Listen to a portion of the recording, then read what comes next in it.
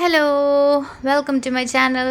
അപ്പോൾ ഇന്ന് ഞങ്ങൾ ഉച്ചയ്ക്ക് ലഞ്ച് കഴിക്കാൻ തക്കാരത്ത് പോകാമെന്ന് വിചാരിച്ചു. തക്കാരം കഴക്കൂട്ടത്തെ സ്പെഷ്യാലിറ്റി എന്താണെന്ന് വെച്ച് കഴിഞ്ഞാൽ ഇതിനകത്ത് മൊത്തം ഫ്ലൈറ്റ് മോഡാണ്. അതായത് നമ്മൾ ഫ്ലൈറ്റിലിരുന്ന് കഴിക്കുന്ന പോലത്തെ ഒരു സെറ്റപ്പാണ് ഇതിനകത്ത്.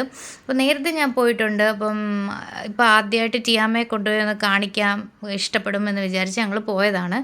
ആക്ച്വലി നമ്മളകത്ത് പോയപ്പോഴത്തേക്ക് അലൻ പറഞ്ഞ് ഫ്ലൈറ്റിനകത്ത് ഭയങ്കര ചൂടായിരിക്കും, വേണ്ടാന്ന് പറഞ്ഞു. പക്ഷേ എന്തായാലും കുഞ്ഞുമായിട്ട് വന്നതാണ്, കുഞ്ഞിന് നല്ലൊരു എക്സ്പീരിയൻസ് ആയിരിക്കും എന്ന് വിചാരിച്ച് ഞങ്ങൾ കൈയൊക്കെ കഴുകി ഇങ്ങനെ പോകുന്നു. കയറി ഞങ്ങൾ പോകുന്ന വഴിക്ക് ടിയായ്ക്ക് ആകെ കൺഫ്യൂഷനാണ്, ഇതെന്താ സംഭവം എന്നൊന്നും മനസ്സിലാവുന്നില്ല. എയർപോർട്ട് പോലെ ഒന്നും തോന്നിക്കുന്നില്ല. നമ്മുടെ ഈ ട്രോളി ഇല്ല, നമ്മൾ എങ്ങോട്ടാണ് പോകുന്നത്, ചെന്നൈയിലാണോ, ട്രോളി എന്തിയെ, ട്രോളി എടുത്ത് വെച്ചോ എന്നൊക്കെ ചോദിക്കുന്നതാണ് ഈ കാണുന്നത്. പിന്നെ കഷ്ടപ്പെട്ട ആളിങ്ങനെ വലിഞ്ഞ് കയറിയൊക്കെ മേളിൽ പോയി അകത്ത് ചെന്നപ്പോൾ ആൾ കംപ്ലീറ്റ്ലി കൺഫ്യൂസ്ഡ് ആണ്. കാരണം നമ്മൾ ഫ്ലൈറ്റിൽ കാണുന്ന രീതിയിലെ ടേബിൾസ് ഒന്നും ഇവിടെ കാണുന്നില്ല. ഇവിടെ നമ്മുടെ ഡൈനിങ് ടേബിൾ മറ്റേ റെസ്റ്റോറൻറ്റ് സെറ്റപ്പിലായിരുന്നു അകത്തെ ടേബിൾസൊക്കെ. അപ്പോൾ ആൾക്ക് ചെറിയൊരു കൺഫ്യൂഷൻ ഉണ്ടായിരുന്നു. പിന്നെ അവിടെ സൈഡ് സീറ്റ് വേണമെന്ന് പറഞ്ഞൊക്കെ കയറിയിരുന്നു. നമ്മൾ ഫ്ലൈറ്റിൽ കാണുന്ന പോലെ തന്നെ സൈഡിലെ സ്ക്രീനൊക്കെ ഉണ്ട്. അപ്പം അവിടെ ഇരുന്നിട്ട് എന്നോട് ചോദിച്ചു, നമ്മൾ പൊതുവേ ഒറ്റയ്ക്ക് ഇരുത്താറില്ല, അപ്പോൾ ഇരുന്നോട്ടേന്ന് ചോദിച്ചു. ഇതാണ് തക്കാരം റെസ്റ്റോറൻറ്റിൻ്റെ മെനു. കണ്ട മുദ്രപത്രം പോലെ തോന്നിക്കും. ഇതിനകത്ത് തന്നെ ഒരു കൂട്ടം ഡിഷസ് ഉണ്ട്. സത്യം പറഞ്ഞാൽ ഇതിനകത്ത് 80% ഡിഷസ് എന്തൊക്കെയാണെന്ന് എനിക്ക് അറിയത്തില്ല കേട്ടോ. വായിച്ചിട്ടും എനിക്ക് മനസ്സിലാവുന്നില്ല, ഞാൻ കഴിച്ചിട്ടും ഇല്ലാത്തതുകൊണ്ട് എനിക്ക് പുതിയതായിട്ട് ട്രൈ ചെയ്യണമെന്ന് താല്പര്യമില്ലായിരുന്നു. ബട്ട് ഏകദേശം കുറച്ചൊക്കെ ഞാനിങ്ങനെ കവർ ചെയ്തിട്ടുണ്ട്. പിന്നെ അറിയാവുന്ന ബിരിയാണി കഴിക്കാം എന്ന് വിചാരിച്ച് ഞാനും അലനും ഓരോ ബിരിയാണി പറഞ്ഞു. ഞാൻ പ്രോൺസ് ബിരിയാണി പറഞ്ഞു, അലൻ മീനിൻ്റെ ബിരിയാണി, നെമ്മീൻ ബിരിയാണി പറഞ്ഞു. പിന്നെ ഇതാണ് അവിടുത്തെ ഹൈലൈറ്റ്, ബത്തക്ക പൊട്ടിത്തെറിച്ചത്. ഇതെനിക്ക് വാങ്ങിക്കണമെന്നുണ്ടായിരുന്നു. നേരത്തെ ഞാൻ കഴിച്ചിട്ടുള്ളതാണ്, അത് കുറച്ച് ചെറുതായിരുന്നു. പക്ഷേ നമുക്ക് ഇന്ന് കിട്ടിയത് കുറച്ച് വലുതായിപ്പോയി. അതിൻ്റെ പേര് എനിക്ക് വഴക്കം കിട്ടി, അത് പിന്നെ പറയാം. അപ്പം ഇതെല്ലാം ഞാൻ ചുറ്റി വളച്ചൊക്കെ എടുത്തിട്ടുണ്ട് കേട്ടോ കുറേ. ഞാൻ ആദ്യം ഓർത്ത് ഇവരുടെ പൊതുവേ എല്ലാ റെസ്റ്റോറൻറ്റ്സിനും ഇങ്ങനത്തെ റെസ്റ്റോറൻറ്റ്സിനും മെനു ഒക്കെ ഭയങ്കര സ്പെസിഫിക് ആയിരിക്കുമല്ലോ, അപ്പോൾ വീഡിയോ ഒന്നും എടുക്കാൻ സമ്മതിക്കത്തില്ലായിരിക്കും എന്ന് ഞാൻ വിചാരിച്ചു.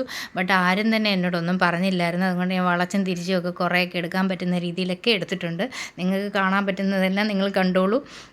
ഇതിലെന്തെങ്കിലും ഡിഷസൊക്കെ നിങ്ങൾക്ക് അറിയാമെങ്കിൽ അത് വളരെ നല്ലത്, കാരണം എനിക്കൊന്നും മനസ്സിലായില്ല. അതുകൊണ്ട് പിന്നെ ഞങ്ങൾ ഓർഡർ ചെയ്തിട്ട് ഇരുന്ന സമയത്താണ് ഞാൻ ഈ വീഡിയോ എടുക്കുന്നത്, ഈ മെനു കറക്കി എടുക്കുന്നത്.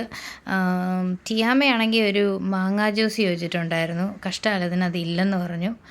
പിന്നെ വാട്ടർമെലോൺ ജ്യൂസ് വാങ്ങിക്കാമെന്ന് പറഞ്ഞു. വാട്ടർമെലോൺ ജ്യൂസ് നമ്മൾ ഓർഡർ ചെയ്തു. അപ്പോൾ ടിയ ഭയങ്കര ബഹളം ഉണ്ടാക്കുന്നുണ്ടായിരുന്നു, ഇതെന്താ മൂവ് ആവാത്തെന്ന് പറഞ്ഞിട്ട്. അപ്പോൾ ഞങ്ങൾ പറഞ്ഞ് കഴിക്കാൻ വേണ്ടി നിർത്തിയിട്ടേക്കോ, കഴിച്ച് കഴിഞ്ഞാൽ ഉടനെ മൂവ് ആവുമെന്ന് പറഞ്ഞു തീർന്നപ്പോഴത്തേക്കിന് എൻ്റെ ബിരിയാണി വന്നു. ഒരുപാട് എക്സ്പെക്റ്റേഷനോടെ ഞാൻ ബിരിയാണി ഇങ്ങനെ തുറന്നൊക്കെ നോക്കി. ആദ്യം ഇരിക്കുന്ന ആ വൈറ്റ് റൈസ് എല്ലാം ഞാൻ ടിയാമ്മയ്ക്ക് വേണ്ടി വേറെ പ്ലേറ്റിലോട്ട് മാറ്റി വെച്ചു. ബട്ട് ഹൈലി ഡിസപ്പോയിൻറ്റഡ് ആണ്. ബിക്കോസ് ഞാൻ എപ്പോഴും എനിക്ക് ദം ബിരിയാണി അല്ലെങ്കിൽ ഒരു ചെന്നൈ ടൈപ്പ് ബിരിയാണിയാണ് എനിക്ക് കൂടുതലിഷ്ടം. പക്ഷേ പ്രോൺസ് എനിക്ക് ഒരുപാട് ഇഷ്ടമുള്ളത് കൊണ്ട് ഇത് ട്രൈ ചെയ്യാമെന്ന് വിചാരിച്ച് വാങ്ങിച്ചതാണ്. റൈസ് കൈമ റൈസായിരുന്നു, ചെറിയ ഒട്ടലുണ്ടായിരുന്നു.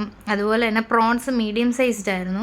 പ്രോൺസ് എനിക്ക് കഴിച്ചിട്ട് എനിക്കൊരു ചെറിയ പുളിപ്പും തോന്നിച്ച്. പിന്നെ നമ്മൾ ഒരുപാട് ഈ വെളിച്ചെണ്ണയിലിട്ട് വഴറ്റി എടുക്കുമ്പോഴുള്ള ഒരു കുത്തലുണ്ടല്ലോ, വെളിച്ചെണ്ണയുടെ ഒരു കുത്തൽ, അത് അതിനകത്തുണ്ടായിരുന്നു. അതെനിക്ക് ആക്ച്വലി ഇഷ്ടപ്പെട്ടില്ല. അതുകൊണ്ട് ആദ്യമായിട്ട് ഞാൻ പ്രോൺസ് എല്ലാം അലന് കൊടുക്കേണ്ട ഒരു കഷ്ടകാലം എനിക്കുണ്ടായി. അലനാണെങ്കിൽ അത് കഴിച്ചാൽ യൂറിക് ആസിഡ് ഉണ്ടാവും വേണ്ടെന്ന് പറഞ്ഞ് പ്രോൺസ് എല്ലാം അലൻ കഴിച്ച് തീർത്തു. പിന്നെ ഇത് അലൻ്റെ ആയിരുന്നു നെമ്മീൻ, അത് നല്ലതായിരുന്നു എന്ന് തോന്നുന്നു, അത് മൊത്തം കഴിച്ചു ആൾ. പിന്നെ ഇതായിരുന്നു പിക്കിൾ. ഈ പിക്കിളാണെങ്കിൽ ഞാൻ ലൈം പിക്കിളാണ്, ബട്ട് എനിക്കത് മധുരിച്ചു, നല്ല മധുരം ഉണ്ടായിരുന്നു. എന്തുകൊണ്ടാണെന്ന് എനിക്കറിയത്തില്ല. അങ്ങനെ ഹൈലി ഡിസപ്പോയിൻറ്റഡ് ആയിട്ട് ഞാൻ ടിയാമ്മയ്ക്ക് മാത്രം റൈസും മുട്ടയും ഒക്കെ കൊടുത്ത് ഒരു രീതിയിൽ ഇരുത്തി.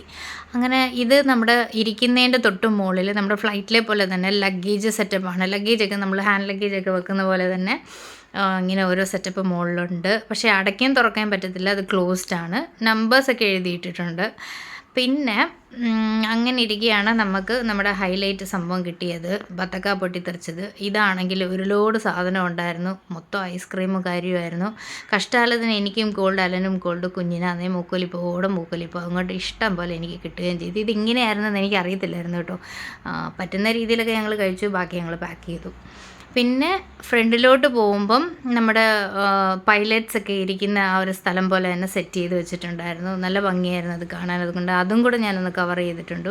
പിന്നെ അതൊക്കെ കഴിഞ്ഞ് ഞങ്ങൾ ഇറങ്ങി ഇങ്ങോട്ട് വരുമ്പോഴത്തേക്കിന് താഴെ കാണുന്നതെന്ന് വെച്ച് കഴിഞ്ഞാൽ താഴെ ഈ ആക്ച്വലി ഫ്ലൈറ്റിൻ്റെ ബാക്കിലോട്ട് അവരുടെ കിച്ചണിൽ അറ്റാച്ച് ചെയ്തേക്കുക, കിച്ചനോട് അറ്റാച്ച് ചെയ്തേക്കുക. താഴെ ചെയറും കാര്യങ്ങളും ഒക്കെ ഉണ്ടായിരുന്നു. അപ്പോൾ ഇതാണ് ഞാൻ കണ്ടതെന്ന്. അങ്ങനെ ഞാൻ ആഗ്രഹിച്ച പോലെ എനിക്ക് ഒന്നും കഴിക്കാൻ പറ്റിയില്ലെങ്കിലും ടിയാമ്മയെ കൊണ്ട് അവിടെ പോയത് എനിക്കൊരു എക്സ്പീരിയൻസ് ആയിട്ട് തോന്നി. അപ്പം ബാക്കിയുള്ള ഡിഷസൊക്കെ നല്ലതായിരിക്കും എന്ന് പ്രതീക്ഷിക്കുന്നു. അധികം ഞാൻ നേരത്തെ കഴിച്ചത് എന്തൊക്കെയായിരുന്നു എന്ന് ഓർക്കുന്നില്ല, എന്ന് വെച്ചാൽ പണ്ട് ഇയേഴ്സ് ബാക്ക്. അപ്പോൾ എല്ലാവരും മസ്റ്റ് വിസിറ്റ് ചെയ്യേണ്ട ഒരു സ്ഥലം തന്നെയാണ്, കുട്ടികളുള്ളവർക്കും ഈ ഫ്ലൈറ്റും കാര്യങ്ങളൊക്കെ ഇഷ്ടമുള്ളവർ. Okay, by.